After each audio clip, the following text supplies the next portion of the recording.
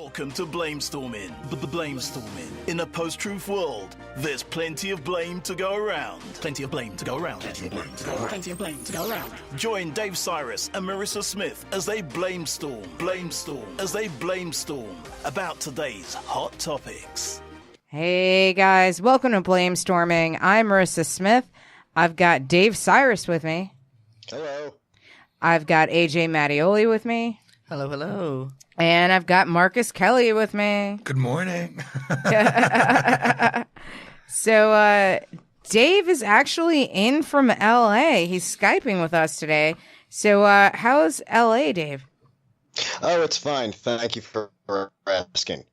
I'm in LA for no particular reason, but I'm glad I can Skype in. Now, can you guys see me? Yes, we can see you. Vividly. That is the only reason I have a shirt on. It's really hot. Those were Anne Frank's last words. Well, we're off on the right foot. Exactly. Fit right into all the roast battlers we have on the show. Yeah. This is actually the first time Dave has allowed me to book the guests. Oh, so you're sunk. Yeah, so like this is not the this is the first time we don't have like roast battlers on, actually. Okay. I have repeatedly wanted you to book guests. Okay. You're gonna regret that in about 20 minutes. Oh, I'm not regretting it. I didn't veto. You didn't veto who, Dave? Me, apparently. The two people we have today, I'm saying. Usually. Oh. I'm sitting right here. Yeah, you're just like, whatever. I'm going to be in. I'm like, okay, Maryssa, book literally anyone. Yeah, he's already phoning it in. So, now, like, what are you doing in LA? You're just like visiting friends? Yeah, I got stuff to do. I got to go to some guy's party. I got to go see people. I have a lot of people who need my attention in LA that I have to partition out every so often. I lived there for a very long time. Okay. That's all. So now, AJ, how have you been? I've been pretty good. This month has been, I would say, like, if you stay off of Facebook and forget about the current state of the administration in the country, it's been an awesome Pride Month. Been celebrating a lot, but then, reality hits you and you're like, shit. It really feels like it went from a parade back to a march, and I think, the month has been pretty crazy. It's been pretty great, but also pretty protest heavy and insane in the same realm. Yeah, no, definitely. How about you, Markus? This month has been crazy. I mean, I've got more shit going on than Adele's bathroom after a Taco Tuesday. It's been cool. I mean, I think it's amazing to see the energy in the city. I love Pride Month, and I think that much to the same sense of what AJ said. I think that it's a celebration, but at the same time, there's like a note of rebellion to it, which I think is great. I think it's important. I think that, New York, we are sort of the vanguard of that. And I think it's really great. I think it's interesting, to see this year with the Pride March having moved. It's sort of, it moved the route. Yeah. It moved the route. And I think this year we're seeing it become so commercialized. I think that's interesting. But it's been great. I mean, the stuff that I'm doing this year is really cool. I've been very, very booked. I think that the nightlife is in a great place. I think the community is really cool. I think there's an appreciation for art and music and coming together that I really like. But like AJ said, too, I think that there's a rebellious streak, too, which I think is fabulous. Yeah. Yeah, the Trump presidency really is a reward for anyone who already didn't care if the whole world lives or dies. It's like, if you already didn't care, you're at a wash. You're doing great. You're doing great. You're doing great. Well, that's why you moved to Middle Earth. It's like, Yeah. if you don't care, move to Middle Earth. Jesus. Yeah. So now AJ, I had read on your Facebook, you were having some people go after you because of the flag. So, I like to, not to quote Dallas Dubois or Danny Logan. I know, which is crazy. That poet laureate. Yeah, he actually, a drag queen friend, or former drag queen friend of ours, used to say that we are the only community born onto enemy turf. And a lot of times you'll see in LGBT community that the LGBT people will kind of keep the trans community out of it. And recently there's been a little bit of talk every year of changing the flag a little bit to be more inclusive. And the minute you even post about it, God bless, but some white, cis, gay, Ninth Avenue queer has something to scream and holler about how it already represents everyone. And regardless if that's true or not, we should always, as a community, we should always be open to change. That's kind of the point of our community, is to be more progressive, in my opinion. And, for me, I don't personally give a shit about the flag. For me, the flag is a symbol of a movement, and, for me, it's just a piece of fabric, the same way the American flag is just a piece of fabric. I think it's more important about what's behind it. So if your first line of defense is, well, the flag already represents everybody, and stop, and then, I'll have a lot of people say, stop having the trans community take over everything. We fought for these flags too, and it's like, that's all well and good, but right now, the trans community was kind of left behind a little bit when, gay marriage was legalized. It kind of, we kind of got left in the shadows a little bit. And no, that's an interesting question that I've actually never thought about. So, now I know gay marriage is legal, but is trans marriage legal? I mean, I would assume that it is. But it's totally legal. It's just it's one of the things of that was our biggest fight for a very long time. And once that was legalized, we kind of, the trans community kind of got left in the dark a little bit. The fact that a lot of trans women of color are forced into prostitution, and that's, who meets them, and that's how they get murdered. You'll hear a lot of white cis gay men who are, a lot less progressive than Marcus, say things like, well, she shouldn't be prostituting, she shouldn't be doing sex work and things like that. And it's like, well, they'll be the first to victim blame. So for me, it's the arguments that the minute I say something about the flag, the first thing I get back is, shut up, you tranny. I got a lot of that. I got an email from someone with, and I kind of hope my sister's not watching this today, but I got an email. The one that really put me over the edge was an email of a picture of me and my nephew from about 8 years ago, which means this person was clicking through quite a bit in Facebook. And that's healthy. Yeah, right. And wrote to me with his picture, I hope that your nephew doesn't become a tranny fuck like you. Oh, shit. And are these gay people? Yeah. These are other LGBT people saying that to you. So, I mean, but I will say they usually are, they're either a twink for Trump, which is actually a thing.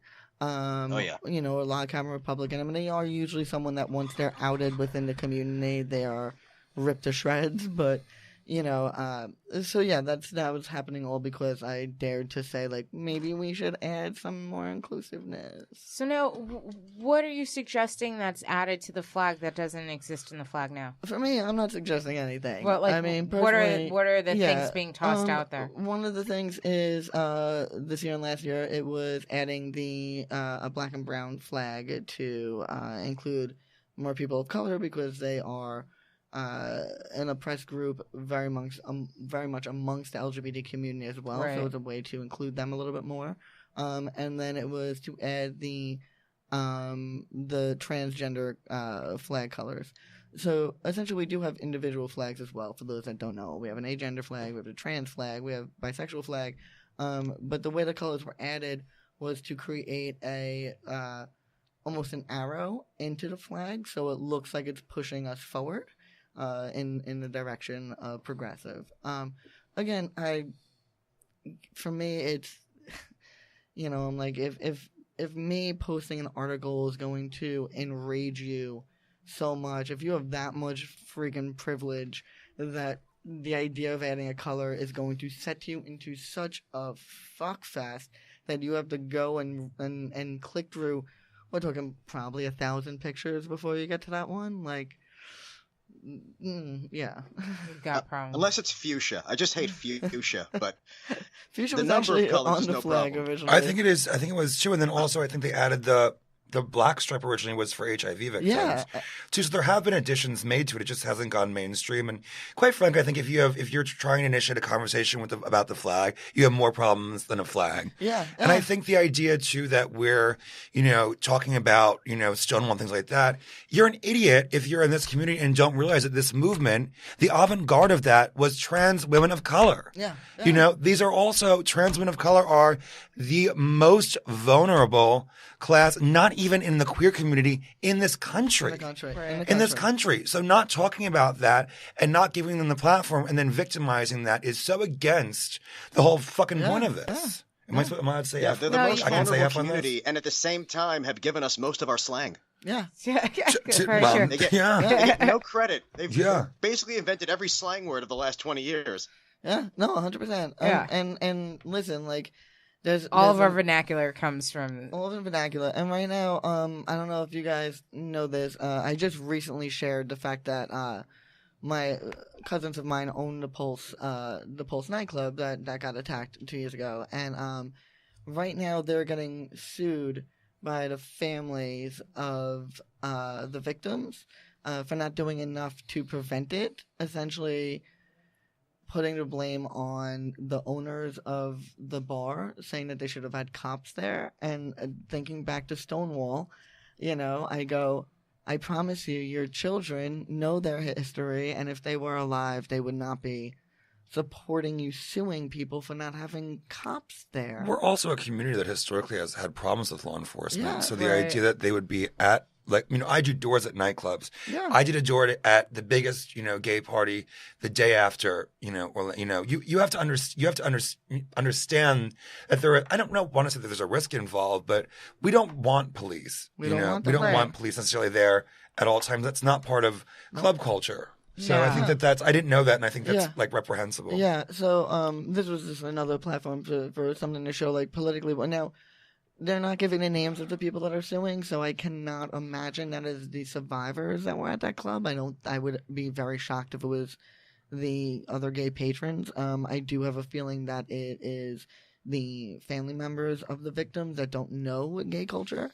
But I think it's just another thing of people talking about things that they don't understand. The same thing with the flag, saying that this has always been the flag. No, it hasn't always been the flag. The flag actually used to have fuchsia, but it was too expensive to make. Yeah. So, that's why we took that, if that was a good enough reason to take it out, but people don't know their history. So, these people are suing this, my cousins who own it, who are a heterosexual couple, but felt the need to open this place and give LGBT community a safe place, and something horrible happened there. Now people are looking to make money off it, where that money should just be going into the community. And if you have that kind of money, you should be putting it into LGBT communities and maybe training our security, who is usually an LGBT community person, paying for them to do some sort of or at least a friend of the community. Yeah, 100%. So I do nothing but work with security guards 5 days a week. That's it.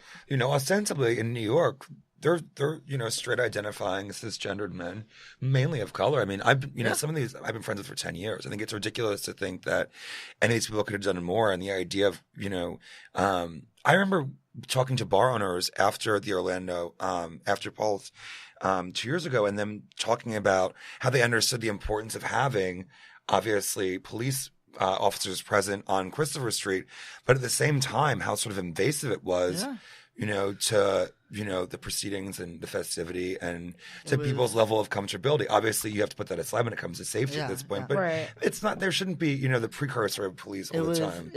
But if you remember the visual of that with machine guns on Christopher Street during Pride was just insane. It was extraordinarily insane. And at the protest, at the vigil rather, having all the cops there, seeing all those cops in front of Stonewall, I felt like if I took those pictures in black and white, it was a scene right out of the history books. And I know that this time they were there to protect us, but there's always a friend or foe situation. And it's always just been because back in the day, when I was in high school and college, I used to be a club kid, and I used to go to the tunnel, and I'd go to the curfew parties. Yeah.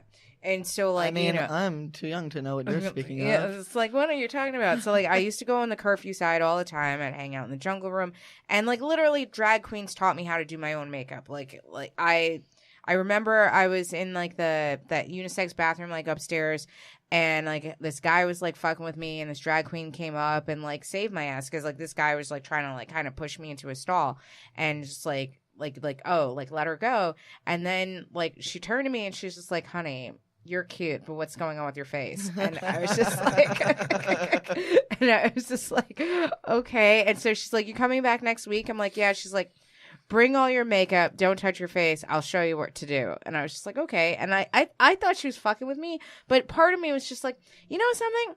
I can trust her. Like, I think she will. So, like, I literally threw all my makeup in my purse, and I came, like, I went to the same bathroom at the same time. She was there. She's just like, okay, let's get started. And like, and it was almost like, I don't know, she, like, I was her Frankenstein, but like, she just like did my face. And I'm just like, oh, so this is how I'm supposed to put on my eyeshadow. Okay. And that's the story of how we met. Well, Maryssa, to be fair, that doesn't make you a Frankenstein. It makes you Frankenstein's monster. Yeah, that's she was true. the Frankenstein. Thank you for your literary correction, Dave. Mary Shelley over here. Just like, God damn it, don't rewrite my story. I prefer to think of her as Mrs. Todd Browning. That's what on the original poster for Frankenstein, they thought people wouldn't go to see a movie written by a woman, so it just listed the writer as Mrs. Todd Browning. Which my god! One of the funniest, like one of the dumbest. Like, so it's still a woman, but at least a married one. Yeah, Oh, well, because like a single woman couldn't possibly write. Her husband wouldn't let her. Oh, sorry, Todd Browning was the director. I meant to say Mrs. Percy Shelley, who was Mary Shelley's husband. Right. That's interesting. Yeah. But like back then, like if you saw like cops standing in front of the tunnel, it was like, oh, this place is about to get raided. Mm-hmm. Like it was just definitely, Swallow your e-pills. Swallow your it was just like uncomfortable. And like I was straight edge back then. So like when people would like ask me if I wanted to buy earring, I'm like, nah, like I'm straight edge, like no. And like I'm literally the first time I ever went to Limelight, I was 15. And like people were asking me if I was like an undercover cop, and I'm like, what do you think, this is like 21 Jump Street? Like, no. Like I haven't even graduated high school yet. Like Yeah, a lot of people thought I was an undercover cop when I hung out in punk clubs in LA just because I have a naturally big chest. yeah. I just look like a young looking cop those days. You still look like a young looking cop, Dave. Well, Yeah. I used to look like a young looking cop. I would be nervous if I saw him walking down the block. I'll be honest. You're just like, another one of those. Another one of them. Ugh. So now, I have a question. yeah. What's up, Dave? Actually, I have a question. This is actually a question. We were just on the subject of, as as a straight guy, an outsider to this. What is your opinion on because I've just known different people have different opinions on this inclusion of aces in the flag or in LGBT as asexuals? Is that a controversy, or is that just something that maybe has been portrayed as one? It hasn't become I will say that my community is very queer, so that's a non-issue. Even I've spent plenty of time in the kink community, and there's a lot of kinky people that are actually asexual. And how does that work? Essentially, kink isn't really about sex all the time. It's more about the feeling of like, kind of like, think of how like a massage, like you feel really good when you get a massage, but like you don't then like let them bang you, it's kind of like that kind of thing. So I would say that from my perspective, I've never had anyone have an issue with it. Never. Yeah. Well, that's nice. Yeah. Yeah, well. Yeah, it's, no, well, I mean, Well, once, someone needs to take them. and No, that's the thing. They don't want anybody to. That's the whole point. and I mean, I think that it's going to be just a matter of time before it's their turn to have someone's sneak around their neck. Like right now it's the transgender community's, time to be the most oppressed. And then when we get all our rights, we'll be like, fuck these non-binary people. And then, they'll get their rights, and then they'll be like, fuck these asexual people, and then they'll get their rights, and, it'll just go until there's one poor person that is the fetish of all fetishes that's sadly the last one to exist. I think that the divisiveness of it all is very sad. Sorry to interrupt. Yeah, I think that's what the craziest part is. One of the things I love about Bushwick in Brooklyn is the fact that, like, I feel like I always say there's one gender and it's she and her, and that goes for the straightest, most cisgender white men. The name of this beer is a she, the name of the microphone is a girl. And even though I identify as a man, I feel like Bushwick has kind of just been like, everything is just going to be under the quote-unquote feminine terminology, and I kind of adore that. I do get called she more than I used to. It's the boobs. You asked for it, my friend. Hey, I work at them, so. So now, Marcus, like, what is the thing that you're looking forward to most this Pride weekend? The paycheck. I really am. I'm working quite a bit. Not to take away from the fact that it's very important. And I had this really amazing experience to go. I was at the Tenement Museum for this talk about queer immigrants and refugees in this country. And I was so inspired by I think we in America, as queer identifying, you sometimes take for granted how privileged you are, even as a minority. Yeah. And it was really very, very powerful to hear people talk about their first Pride, even in their transitory countries, I believe is the term for it, like Turkey and Lebanon, which are vehicles for them to escape to United States and things like that. And to hear people talk about their first Pride being the first time they had pride in themselves was really, really beautiful. And I think that I've been in nightlife for 10 years and have worked every year since I've been in New York. And I think there's a celebration and it's fun and things like that, but it's very commercial in the nightlife sense. Yeah. I'm working 10 or 15 jobs this week, and it's a great paycheck. But in my mind, I'm very focused on not losing sight of how really magical it is to be here in New York and, still in America. Especially in New York City. I feel like, I live in Bushwick right now, and I lived in Manhattan for so long. And there was a couple of times I decided to go, at nighttime, go back to my parents' house in Whitestone, which is only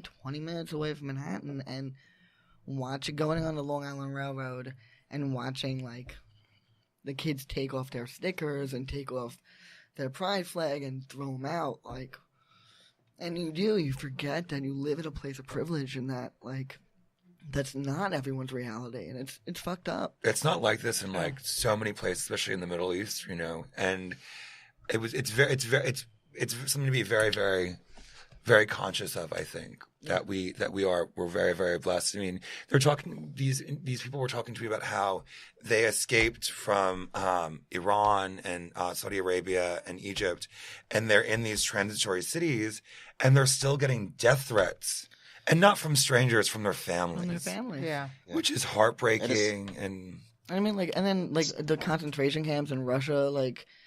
I mean, like, we're not even fucking talking about it. Like, I mean, the gay community is, and the liberal media is a little bit, but, like, I just feel like this country is in such disarray right now that, like, that's also things we don't necessarily hear about. I think that we never hear in the mainstream news about, the slaughtering of trans women of color. Yeah. That never receives, widespread news. Of course, in the liberal papers that we read and I heard someone said to me, well, out of, all the people in the world, only having like 25 of them murdered a year isn't that many. And I was like, but we only make up 3% of the country. Yeah, not when you look at how many actual people there are. Yeah, like, it's a really high percentage. Yeah, 1/3 of all teenage youth in New York is gay. And, like, yeah, it's only 1/3, but, like, when we only percentage-wise, gay people only make up 10% of the country, it's like, think about that's so disproportionate. People, like, it's disproportionate. Like, it was always like, and I can't remember the exact statistic, but it's like basically like, I think maybe like, I'm gonna say less than 3% of the country has like ever come in contact with like a trans person or a gay person. And like that to me is just so insane because like, well, first off, I went to an all-girls school. So like right off the bat, I knew a bunch of lesbians like forever, like, you know, and then like I played softball, you know, and then like with each other. That was hardball. But like then like living so close to the city and like clubbing at like a young age, so then I got to know like trans people. So like the whole idea for me, it's like, have you never yeah, you know what I mean? It's just like it doesn't make any sense. They all know gay people. Those gay people are just terrified of telling anyone they're gay because of where they live. I mean, when I was a little kid, you know, it seemed as though growing up in like New York and New Jersey, it seemed as though everyone was anti-gay. Like it seemed like it felt like you were either really anti-gay or just like didn't like them. Like it felt like that was the least homophobic thing and I'm talking about, you know, like 9-year-old boys. Like I think a lot of us felt like we had to pretend to be more homophobic than we were just out of fear, because it was like, I mean, the F word is something that like every little boy got called constantly. It was the word that you were emasculated with. Yeah. And it's something you kind of have to, you know, that hopefully most boys, I think, outgrow, especially when they're taught not to be. And, you know, now as an adult, I feel like the most homophobic thing I've done in the last several years is making out with a girl at the Stonewall. And then that's how we met. Yeah. But I think you have to look at that over like the spectrum of time. I mean, that's also been a sort of cultural change. I don't know how old you are, but I'm 28, and I think that the public consciousness has sort of changed with that. But on your point, I think to zoom out, I read a very interesting study about how most upper middle class white women I call it Middle Earth, anything that's not New York and California, therefore it's Middle Earth. People that live in that region of the country do not even have another female friend of color.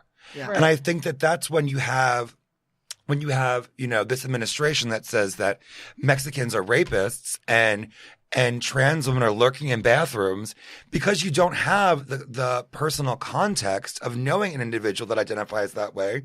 I think that's how he gets away with it. Yeah. You know, you don't have anybody or certain positive role models in entertainment, you know, in the entertainment or things like that. Not that there aren't, but if you're not privy to that or looking out for that, then that's why it's believable. You know? Yeah, it's really crazy to me because like, kind of to your point, like I grew up in like Westchester, so I've kind of always been like this very close to the city and had a diverse group of friends. But like from like 6th grade to 12th grade, my best friend was Muslim. I had another best friend that was Colombian.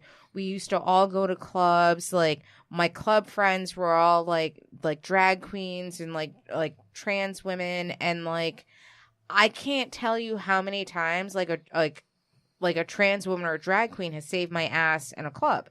Like literally like save me. And so like when I hear people like, oh, like and I can't fathom it, because like I'm just like, are you insane? Like these have been like some of the most protective, nurturing people I've ever met, and like to like have people like, oh, well, they just want to go and molest children in a bathroom. I'm like, do you know how many people I've been prevented from being molested because of a trans woman or a drag queen? Like, you know, it's just insane to me. And you just really see that. I mean, like, there's a whole reason that like straight women always go to gay clubs so they have a safe place to be. Right. I mean, like that, which is annoying as fuck for us, because we're like, get your community in check. It ain't our fucking problem. But I digress. And I think anyone that wants to use the women's room should be able to, because you're a fool, because the line is always longer. Yeah. If you're willing to wait, go right ahead. I mean, to be honest with you, when the line's really long, I use the men's room. Yeah. It shouldn't matter. I like rarely even look. The only time it's still the same pipes. Yeah, exactly. Let me just say, the thing that these people are forgetting is, you know, if a man wants to go into the woman's bathroom, he doesn't need to be he doesn't need to dress like a woman to do it. He could just walk in. And, you know, if the guy, like, I don't think the rapists are putting in the time to put on makeup. The leg work. They're not beating their face. Like, I want to ask Maryssa, how do you have all these almost getting in trouble in clubs? What are you, Bruce Banner? I don't know. Oh my God. Well, because like I started clubbing men? really young. Like, so I started clubbing when I was like 15. And like, you know, like I think your answer is just I was men. young. No, yeah. I think the reason you get into all these situations is men. Yeah. No, that's fair. That's fair. I mean, I was just kidding. there was like, you know, it was, and I, there was like, I was young. There was a lot of like drug use back. Like, I mean, there's still a lot of drug use now, but still. At this table. You know, I don't know. I had to wait till Dave was away so I could get decent beer assortment up in here because Dave's like, I want you focused on my show. But. Well, Crespo got drunk out of his mind on your beer. Who? That's that I didn't book him. Oh. Yeah, but I didn't give him beer. It's Cluck, not cluck, my cluck. fault he can't handle his beer. Nobody drive home. Our 110-pound guest had like 6 beers. Nice. Okay, that's fair. Well, you know, I can't judge how many. Seems Beers like good he- people to me. I know, right? I'm like, we're Well, from the he's queer skinny and community. has no arms. He weighs very little. I wasn't bringing up the fact that he has no arms, but I Say don't that think fucking that why. has anything to do with the fact that he can't handle beer. Well, maybe he can't handle things. I was going to but not... say, you might not be able to handle anything. What a terrible thing to say. I'm going to burn in hell because I just made a pun off of Crispo's not having hands. Anyway. But if he gets liquored up, it seems like a good time. I know, but he had a good time. Crispo definitely had a good It time. sounds like he had a great time. Yeah. So now, Dave. Mm-hmm. Did you hear about Ann Coulter? Oh, God. Yes, yeah. That she called the children actors. Yes. I have worked with child actors. If those are actors, get them my card. Well, first of all, what is Ann Coulter but a fucking actress? She's a feckless cunt. My God. Ann Coulter is a fake. She's a And that's- sensationalist cunt. Yeah. Yeah. I don't even think she believes. She's not even a good actress. I don't believe that she believes that I mean, anymore. I think she really acts does. really, really well for like a skeleton. Like the fact that she hasn't eaten in like a couple months. You said she acts well. She dresses very well. I'm sorry. Oh my God. Because I'm going to have to disagree on both counts. I want to see Kellyanne Conway and Ann Coulter in the same room. fight for a chicken wing. Like, that's what I want to see. The worst thing about Anne is the fact that she wants to be this, oh, I'm just telling it like it is, and you're a bunch of snowflakes. Meanwhile, when you did the Rob Lowe roast, God. she was the worst sport we've ever It was seen. great. She in put me to roast comedy. sleep faster than a blind date with Bill Cosby. I mean, it's like, and I don't understand. And I honestly think that her and Kellyanne Conway have the same stylist. They have to. And it's obviously not a gay man. No, it's dress They have the bar. only straight stylist in Washington D.C. Since we're talking about Ann Coulter, can I real quick? I wrote for the that roast. Can I tell you one joke that did not make it to the show that I really I'm did? begging of you. Yeah. It was what's with this dais? No black people and Ann Coulter? What are we roasting? A cross? And she'd be there toasting a marshmallow. I mean, Oh my God, she's such a. But, like, wasn't she, like, dating, like, J.J. Walker for a while or something? Jimmy Walker. Yeah, yes, yeah. The actor. Well, Yeah. that's the thing, is that she really is kind of faking all this. She's a lot like Rush Limbaugh. Rush Limbaugh wanted to be a sportscaster, but he wasn't good enough, and he figured out what he needed to do to get people to listen to him. There you She go. wanted to be a novelist, but no one liked her novels. So she's like, well, I can become famous by just being this horrible person. and still writing fiction. Yeah, exactly. And the reason she's calling these kids actors is because the alt-right right now is almost on autopilot when it comes to lying. Like, they're not trying to tell believable lies anymore. Now it's just, we'll just say anything just to end the conversation. So she's calling them actors because she's saying that anyone who's a victim of anything is acting. The kids at Parkland were actors. Yeah. The kids at Sandy Hook are actors. And now these crying babies, like, she knows they're not actors. She's just saying actor is the new way of saying, I don't give a shit about whatever you're dealing with. Yeah. Yeah. Meanwhile, I'm gonna make Maryssa speak for every black person everywhere right now. I do that every episode. Go on. So Great. Wait. only because the point Dave, you haven't announced it yet. Oh, God. Well, thank you, AJ, for doing that for me this No time. I usually pepper it in. Listen, I'm usually the token trans guy, so you know it is what it is. Dave's the token Jew today. Oh, cool. Nice. I like that. What do I get to be? Just a slick faggot? I mean, Every day, all day. It's a vocation. I recently had to unfriend. See, I have a thing where I will defend any minority in every freaking way, because until we're all equal, none of us are equal, okay? Don't tell me you defended Ann Coulter. No. So the Parkland kids, right? I had a person of color who was a friend of mine, and I decided to not argue, to just unfriend. When they were on the Tonys and they sang the song from Rent or whatever the hell they sang. Seasons of AIDS or something. Seasons of AIDS, something like that. You know, that catchy ballad. She put on her Facebook, like, where are all the children of color? And I was like, but it was the drama class from that school.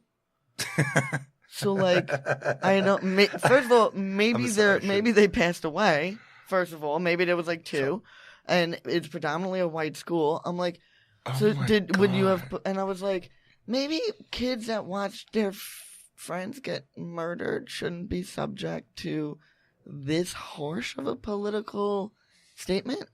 Again, I think it's, I have a weird thing with guns. Like, my other cousin, James Mattioli, got murdered in Sandy Hook. Like, so between Pulse and Sandy Hook, I just feel like there's certain times where you just, like, do you feel like do you feel like that's something that, like, I know my Facebook page is filled with trans people's opinions. Yeah. Do you feel like that's something that's come up on, because you probably... Can I just comment on this very fast, on the kids? Yeah. Being that they were all actors, I always hear there's not enough parts for black performers. That's true. They're just not casting them these days. Actually, I should have been like, wait a second, are you believing that that they're all hired actors? Because then I agree with you. More parts for actors of color. Like, let's get some trans kids up there, okay?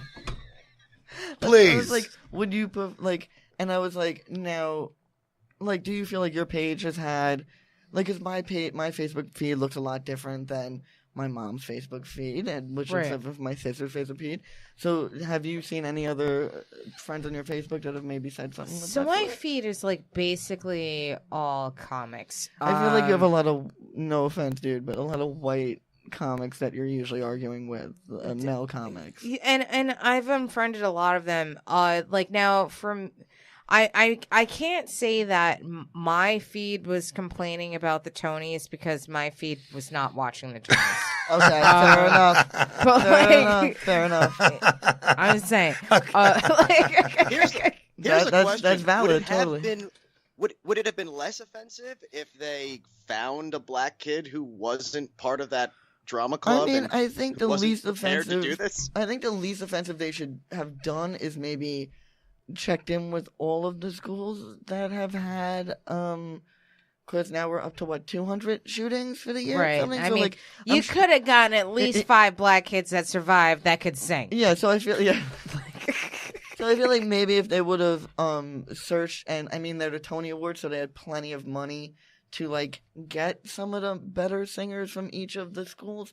But then I guess it becomes like a talent competition, and it's like you're auditioning to be the one to represent. Who's going to host that American Idol? It's like, okay, so we're only casting kids that have been a part of a school shooting that is more than 5 kids, because if it's 3 kids or less, that's just really a Friday night. Imagine, yeah, right. You would be offended if you saw that casting call. Must be able to sing, be black, and have been shot at. Sounds really offensive. Yeah. I'd go to that casting call. I would be there. I'd be there in a minute. It's just like, oh, so like we're only gonna hire kids from Compton and from the South Bronx. Okay, I get it. It's a predominantly white problem, so maybe it's affecting more white kids. And that's true too. Even though shootings. No, I think that no one affects more white men than the Tony Awards.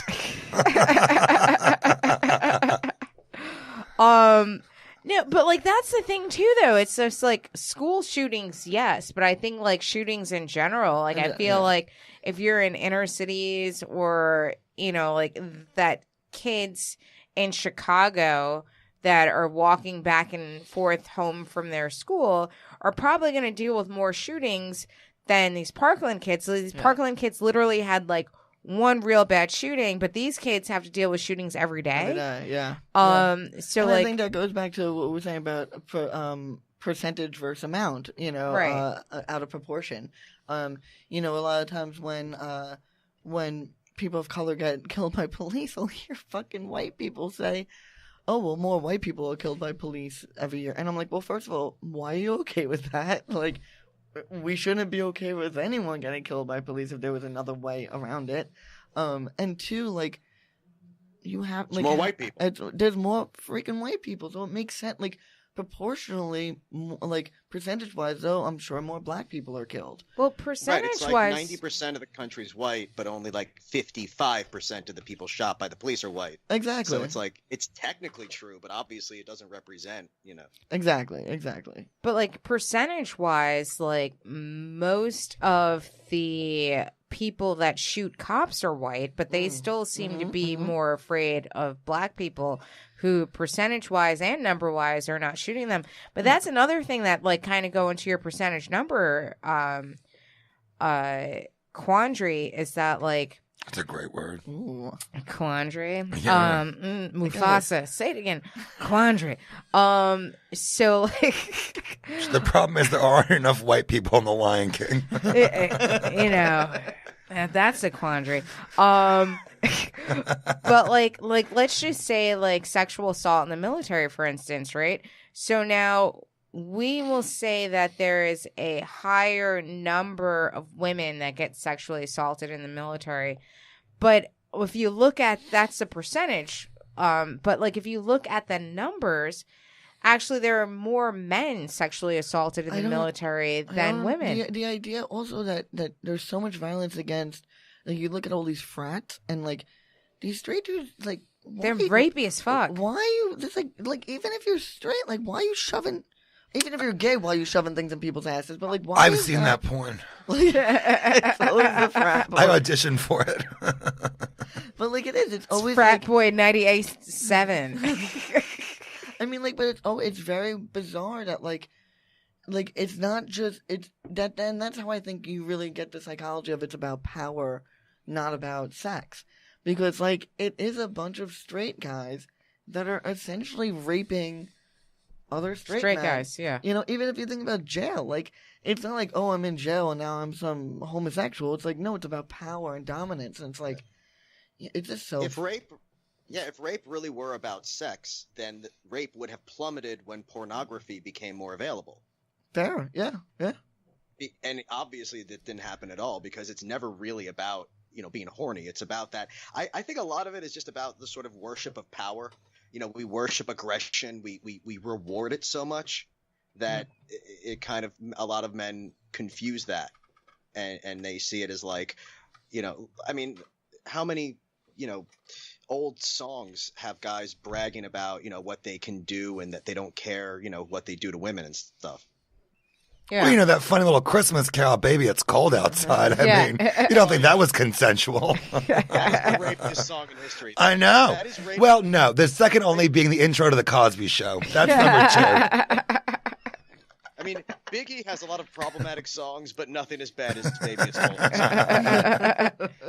He's got 99 problems, but a rape ain't one. By the way, I want to say the thing about Biggie, and honestly, this is a theory I have about why rap is so misogynistic. It's because Biggie happened to have a lot of issues with women, but also happened to be the best technical rapper of all time. Amazing. It's like if Rembrandt only wanted to paint close-ups of assholes. It's like everyone would learn how to paint by looking at assholes, then you'd be like, well, it's just be assholes. That's fair. I'd buy one. I'd buy 2 for my house, actually. I mean, so would I. I just... I'd get them as bookends. What are you kidding me? You'd be like, I don't want to look at an anus, but the brushstroke is amazing. It's like a faggy George O'Keefe. I mean, just like, be great. No more flowers, just chocolate starfish, as far as the eye can see. Fantastic. And that's the Lord of the Rings. Yeah. Would it be great to find out 100 years from now that all Da Vinci's were actually pictures of assholes? They were just so good we couldn't tell. Yeah. We didn't look at them from like far enough away. Yeah. You just saw the man inside the asshole. That is called the top. Little gay culture. That is called the top.